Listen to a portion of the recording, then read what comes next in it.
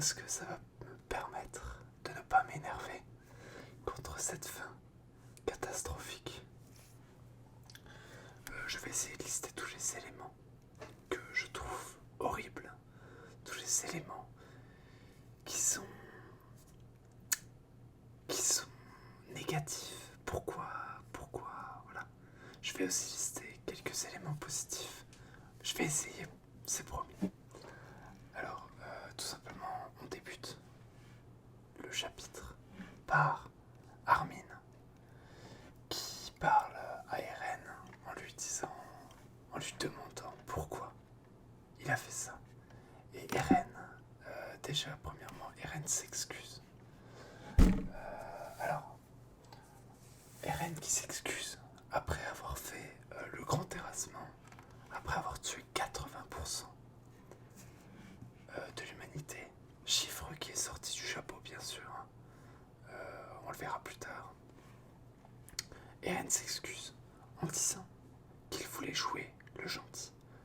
Et déjà là, nous comprenons que Eren voulait faire une fin à la Lelouch, donc de Code Geass.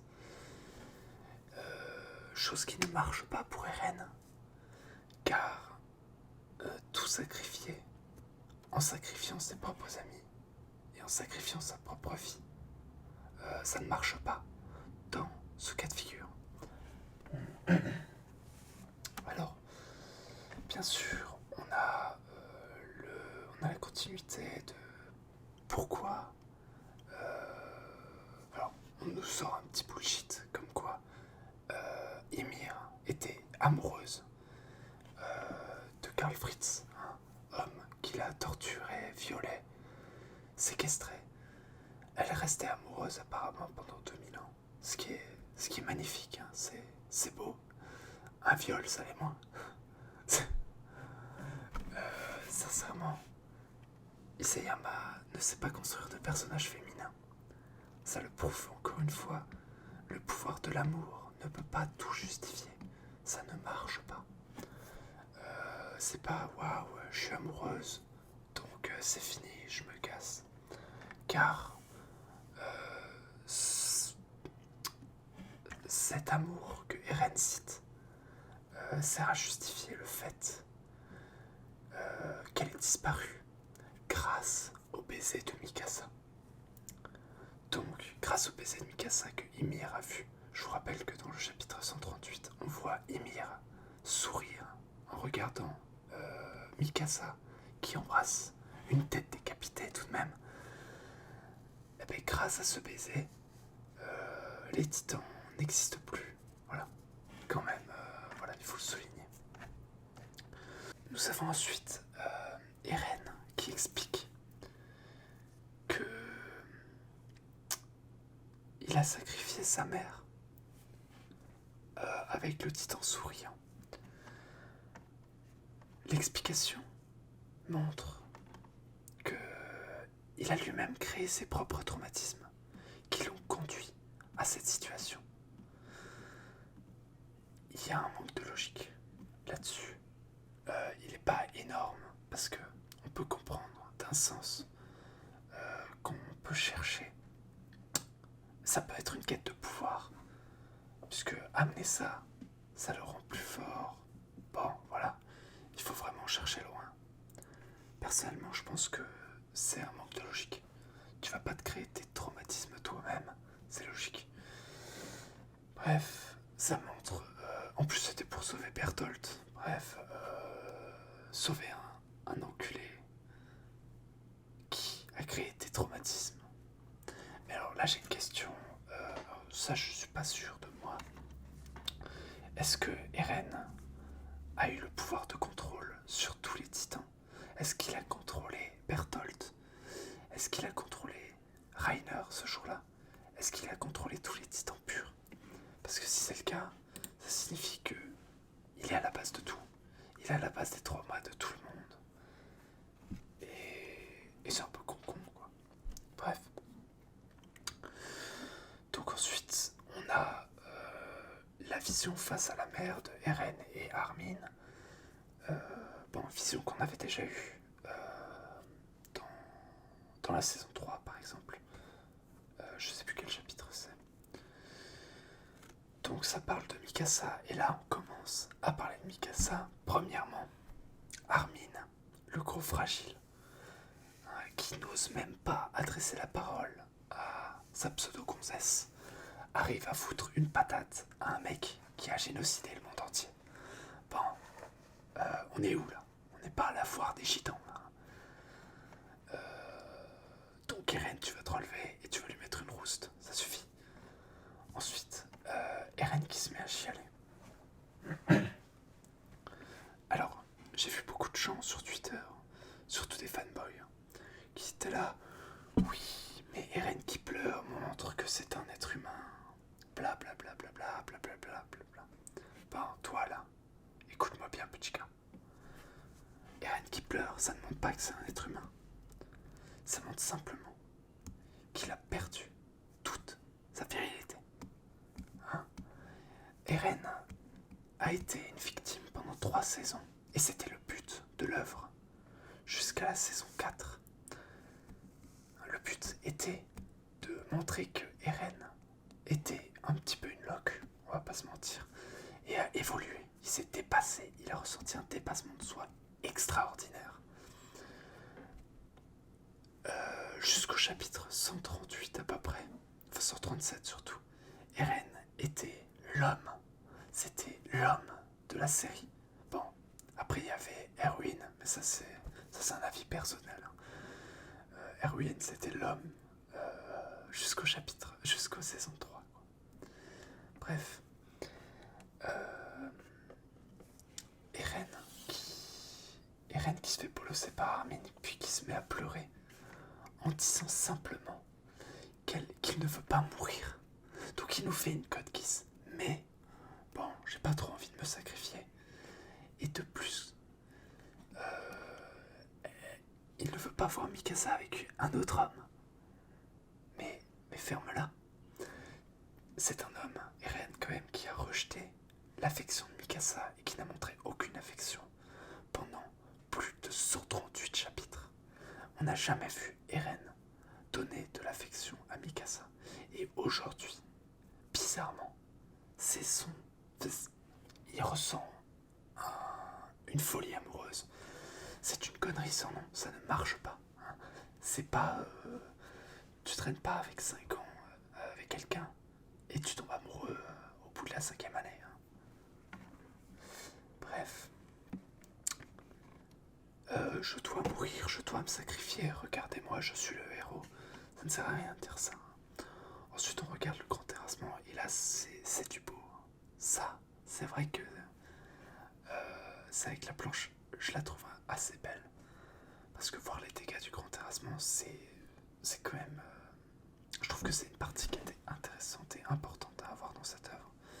Et on manquait cruellement de ces éléments. Voilà un point positif. J'ai dit un point positif sur ce chapitre quand même. Je trouve que c'est une belle planche. Et je trouve que c'était une planche importante. Ensuite, on a enfin la photo. Parce que je ne sais pas si vous le saviez, mais il y a plusieurs années, Isayama nous avait teasé une photo de la case qui devait être la case finale du manga. Et pendant ça fait plusieurs mois que je l'ai vue. Avant, je l'avais pas vue. Cette case finale, je la trouvais incroyable et lourde de sens.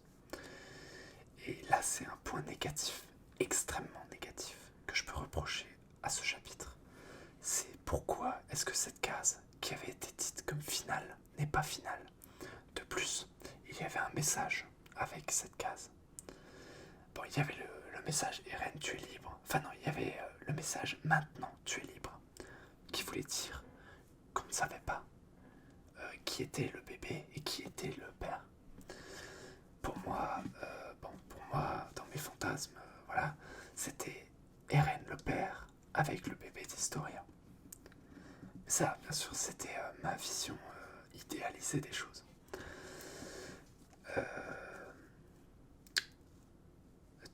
Donc déjà, la case n'est pas en dernier, et en plus de ça, C'était une case qui était censée représenter quelqu'un qui a dépassé son propre père. Alors, c'est facile de dépasser Grisha. Je vous rappelle que Grisha était un pleurnichard et qu'il n'a pas accompli grand-chose. Encore plus si on considère que Eren contrôle même les titans primordiaux. Alors là, Grisha n'a rien accompli. C'est pas vraiment difficile de dépasser Grisha. Bref. Ensuite, on a le coquillage en forme de merde. Ça représente bien le chapitre, c'est une bonne chose. Je pense que là, au niveau foreshadowing, on est au maximum. Bon, ensuite, Armin qui se met à chialer. Merci d'avoir endossé le rôle de l'ennemi. Voilà, je ne pourrais pas le savoir après ma mort, mais si c'est toi, tu iras au-delà des murs. Voilà. Donc ensuite, on a une scène assez incompréhensible. T'appeler sur Ikari maintenant. Pourquoi est-ce que maintenant Armin capte tout ça alors qu'il était censé capter plus loin? Il était censé capter plus tard. Ah non, pardon, excusez-moi, je me suis trompé. En fait, il ne capte pas. Il a juste tué un blanc par rapport à cette séquence. Donc ensuite, on voit un oiseau. Ce putain d'oiseau, on va en reparler à la fin. Parce que la bird pile est réelle. Ensuite, on a bien sûr le titan Falco, hein, bien sûr. Le titan Falco, c'est aussi une giga fraude. Parce que le titan Falco qui apprend 2 fois à maîtriser son titan, alors que Eren a mis des années à s'en servir. Bref, ça va 2 minutes. Donc ensuite, tous les titans disparaissent. Et alors là, on arrive au moment fatidique. Du moment où j'ai hurlé en lisant le chapitre. Le parasite. Le parasite, il est où? N'allez pas me dire que le pouvoir de l'amitié et le pouvoir de l'amour ont fait disparaître Ymir et le parasite. La disparition des titans, ça peut pas marcher comme ça. Oui, mais Eren est mort, donc le parasite est mort. Sauf que avant ça, il y a eu d'autres titans primordiaux, d'autres titans originels. Hein. Donc le parasite, il peut pas disparaître comme ça. C'est pas un tour de magie. C'est l'une des plus grosses incompréhensions possibles que la disparition de ce parasite. Très sincèrement. Ensuite, on voit Mikasa apparaître avec la tête de Eren. Voilà. Ensuite, ils se mettent à pleurer en se disant waouh, c'est incroyable. Eren est parfait. Eren est gentil. Ne voyez pas en Eren le monstre, il n'a tué que 80% de l'humanité. Franchement, il est sympa. Il aurait pu tuer tout le monde. Bon, Connie, voilà. Bon, ensuite, il y a les retrouvailles de tout le monde. Alors, Levi, on en parlera plus tard. Parce que là, pour le moment, on se dit, bon, les fanboys et les fangirls vont être contentes que Levi soit en vie. Moi, je suis absolument pas content. Mais on le verra plus tard de pourquoi. Bon, donc Eren le Cuck, c'est fini. Donc là, on passe sur un autre type d'Eren pour plus tard. Ensuite, on a la scène la plus ridicule. Ridicule. Cette scène est complètement débile. Très sincèrement, ça c'est du fanservice de très haut niveau. On dirait qu'Isayama s'est senti obligé de montrer Hansi, Erwin, etc. Alors pour vous dire, j'ai aucune haine contre Hansi et Erwin, car honnêtement, ces deux personnages ont été les personnages...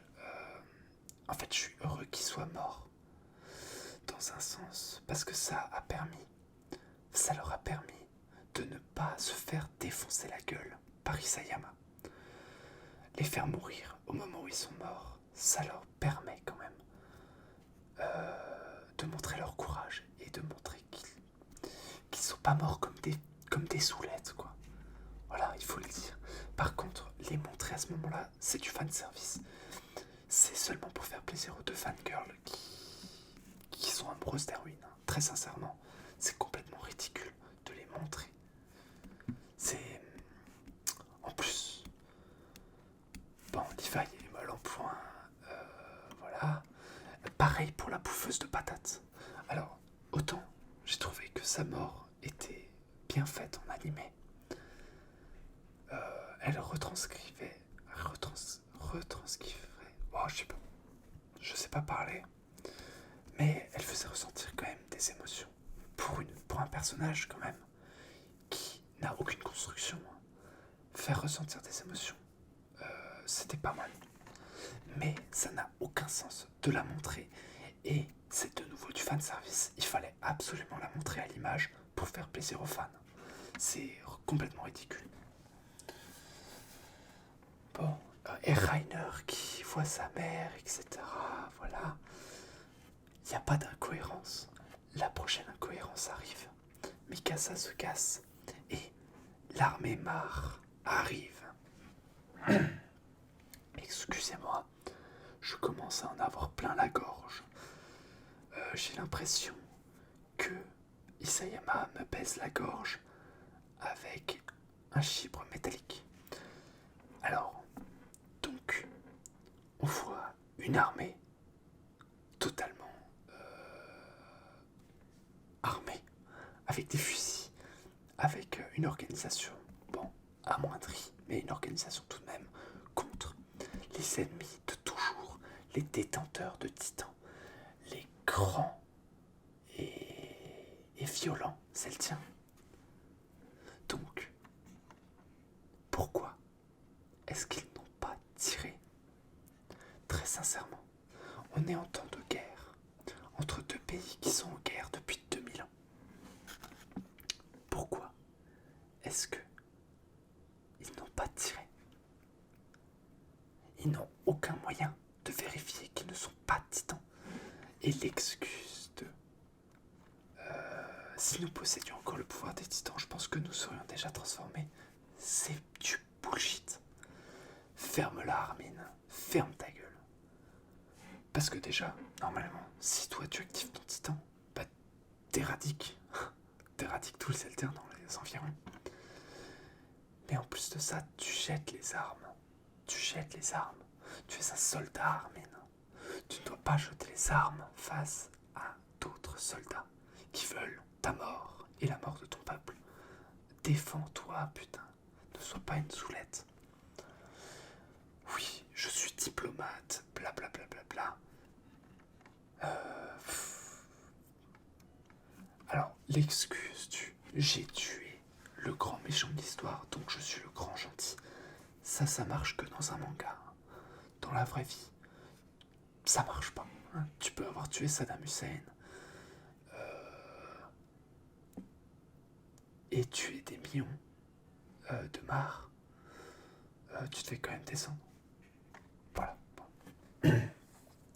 Ensuite, nous arrivons à une page qui n'est pas frauduleuse encore. En fait, j'attends l'animé très sincèrement pour voir si la petite Historia a les yeux verts. Si elle a les yeux bruns, Eren est un cuck, puissance 10 000, il est mort puceau. C'est fini. Par contre, si elle a les yeux verts, ça veut dire que ce bébé, enfin cette petite fille, vient d'Eren. Ça dépendra de l'animé. On peut pas le savoir encore. Bon, à mon avis, Eren est un cuck. Hein. J'ai perdu tout espoir. Alors, bon. Eren se fait cuck par un fermier qui harcelait Historia. Donc, voilà. J'ai rien d'autre à dire. Hein. Vraiment, c'est... Si vous voulez sortir avec quelqu'un, harcelez-la. Il n'y a pas 36 solutions, apparemment. Bref, donc il y a eu des millions de morts. Et là, on arrive à la partie, quand même, qui devrait enseigner des choses. Non. Eren est mort, enfin. Normalement, le plan d'Eren était de stopper toutes les guerres. Ça devait stopper toutes les guerres et libérer les Eldiens de leurs 2000 ans de souffrance, enfin de leurs 2000 ans de martyr. Non, de martyrisation, pardon. Oh, je sais plus parler. Mais là, c'est tout le contraire. On apprend que non seulement il y a encore des guerres Mar-Eldiens, de plus, le monde entier est ligué contre les Eldiens, et encore pire, Eldia est totalement divisée entre les pro-Jägers et les anti-Jägers. Alors, bon, dans un cas de figure comme ça, Eldia, normalement, c'est fini en 3 jours. Je vous rappelle quand même que Mar avait trouvé une arme qui surpassait la puissance des titans. Donc je suppose que c'était une sorte de bombe nucléaire. Donc à partir de ce moment-là, même s'il ne reste que 20% de la population, ces 20% ont toujours la technologie supérieure, ont toujours la technologie pour aller attaquer Paradis. Je rappelle quand même que Paradis, il y a encore quelques chapitres. C'était le Moyen-Âge. À part construire un aéroport, même pas un aéroport, pardon, un port tout court, ils n'avaient rien. Donc, à mon avis, bats-toi, parce que Eren a décidé de nous laisser la responsabilité du monde. C'est complètement con. C'est... Voilà, Eren, t'es un cuck. Hein, il fallait tuer le monde entier. Il n'y avait pas 36 solutions, il fallait laisser seulement Paradis en vie. Ensuite, on arrive à une page, donc la page dans le bateau, quand les Avengers vont accoster. On remarque donc Armin, Reiner, Jean, Connie et Pick Finger. Alors, jusqu'à dernière nouvelle, Reiner et Pick étaient des gens qui dégueulaient sur les Eldiens. C'était des gens qui détestaient Eldia et l'île du paradis. Comment ça se fait qu'ils n'aient pas rejoint leur rang à Mar? C'est complètement con, très sincèrement. Pic qui parle à Jean comme si c'était pote de toujours. Sincèrement, on est où là? Waouh. Bon, Armin, bien sûr, surtout ne va pas pécho ta gonzesse. Et ensuite, on arrive enfin à une page. On voit Onya Konpon avec Sacha, non, Gabi, Falco et Levi. Et du coup, ça me fout la haine parce que Levi détestait ces connards. Levi les détestait. Et aujourd'hui, il se fait pousser par eux. Comme quoi, il aurait dû mourir. Très sincèrement, c'était mieux pour lui. Hein. Un handicapé comme ça. Un homme comme Levi qui avait dévoué son cœur à la guerre contre les titans, comme à la guerre contre les Mars, ne peut pas non seulement rester dans un fauteuil roulant, mais en plus de ça, se faire pousser par des ennemis. Et donc ils sont maintenant en paix avec Paradis, blablabla. Bla, bla, bla, bla. Désolé, je souffle. Bon, on voit enfin Armin avec un oiseau déjà. La Bird Pill est réelle, hein, je vous jure qu'elle est réelle. Et bien sûr, on voit Armin. Il fallait le placer, hein. Il devait pas mourir, Armin, parce que sinon, toutes les fangirls, je vous jure, qu'elles se seraient suicidées. Très sincèrement, comment vous voulez faire pour vendre un manga si vous n'avez pas les fangirls? Bref, ça va pas du tout. Il est beaucoup trop PG, d'après certaines personnes, pour ce qu'il devrait l'être. Armin, ça reste le fragile de 60 kilos.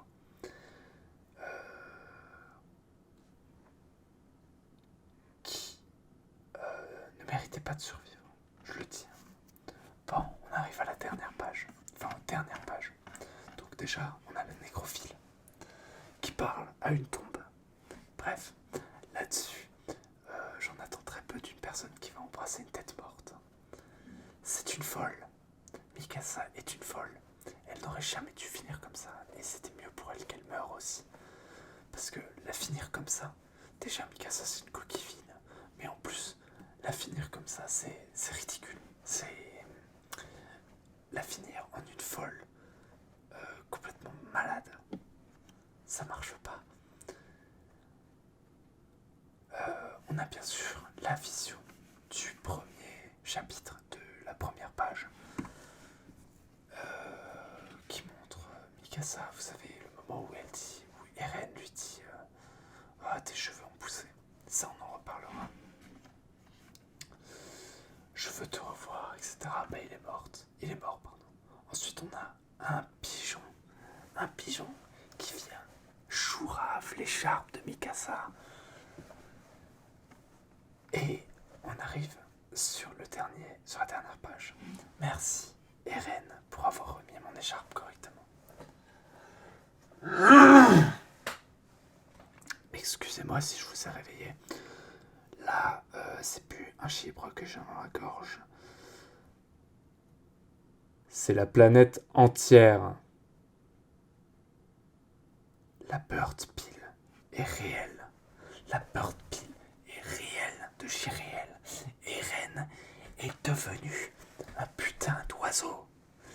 Et alors là, tous les fans sur Twitter qui sont là, waouh, c'est formidable. D'ailleurs, l'oiseau s'appelle le Jäger, je sais plus quoi. Mais va bien niquer ta mère. Est-ce que c'est bien clair?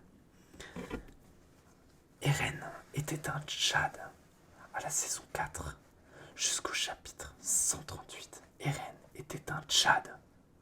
Voir Eren pleurer et se transformer en oiseau, c'est la pire honte scénaristique qui a été sortie en fin de manga de ces 10 dernières années. Très sincèrement, je ne comprends pas comment. Alors Eren pouvait mourir. Il y a plein de fins possibles où Eren pouvait mourir. Même des fins très qualitatives. Mais Eren, qui meurt, et qui, non seulement se met à chialer comme une soulette, puis se transforme en oiseau. Vous vous foutez de ma gueule. Isayama, tu te fous de ma gueule. Bon, très sincèrement, quels sont mes retours? Alors, il y a énormément d'incohérences que j'ai peut-être pas citées. J'ai cité un seul point positif à ce chapitre. Un seul. Et encore, c'est un point visuel. C'est pas un point scénaristique. Très sincèrement, toutes les incohérences mènent à penser que ce manga, la fin, n'a pas été choisie par Isayama. Très sincèrement, on a eu 4 premières saisons très qualitatives. Et je dirais même que jusqu'au 123, au chapitre 123, c'est incroyable. Très sincèrement, les chapitres 120 à 123 sont parmi mes préférés. Mais l'arrivée des Avengers, le fait qu'on soit déçu, le fait que tout disparaisse, tous les éléments scénaristiques importants disparaissent. Je parle du ver par exemple, je parle d'Ymir aussi, qui disparaît d'un claquement de doigts. Je ne comprends pas le choix scénaristique d'Isayama. Très sincèrement, j'ai apprécié SNK. J'ai commencé à regarder il y a 8 ans, quand la première saison avait fini de sortir. Et aujourd'hui, je regrette d'avoir continué à lire. Je regrette en fait d'avoir lu ce dernier chapitre. Je ne sais pas comment vous expliquer de plus pour ce chapitre. Alors, il faut savoir que la déception n'est pas arrivée d'un chapitre à l'autre. Ça fait plusieurs chapitres que certains me disent autour de moi, tu verras, la fin va être bâclée, la fin va être mauvaise. Déjà, c'est vrai que l'arrivée des Avengers, waouh, on sauve tout le monde. la survie de Armin dans le 137, le point de vue de Mikasa dans le 138 pouvait effectivement laisser penser que la fin allait être à chier. Mais j'avais énormément d'espoir personnellement. Pour moi, cette fin, même à la fin du 138, le sourire d'Ymir pour moi ne voulait pas dire waouh, le pouvoir de l'amour va tout sauver. Non, non. Pour moi, ça montrait qu'Ymir allait redoubler d'efforts et allait remontrer à tous ces ingrats qui est le patron.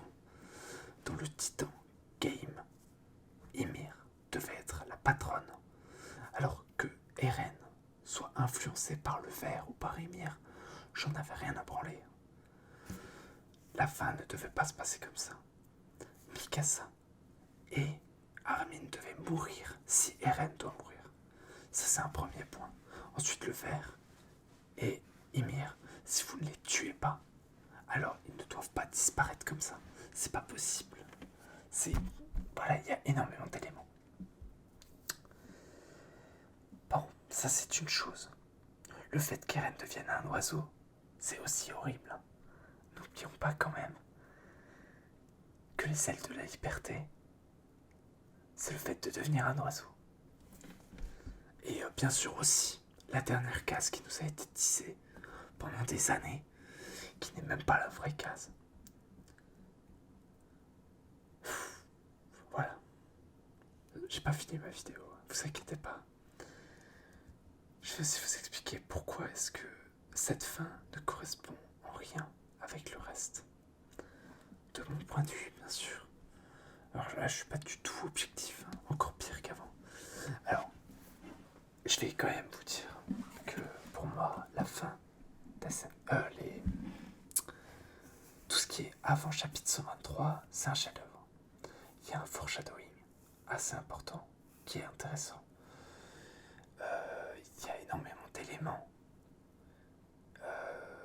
très intéressants. C'est vraiment un bon manga. Mais très sincèrement, à partir du 123, et je vais l'ouvrir de ce pas, je vais faire un peu de tapping clavier. Voilà. Un petit peu de tapping clavier. En plus, je possède la fibre. La fibre, c'est très rapide.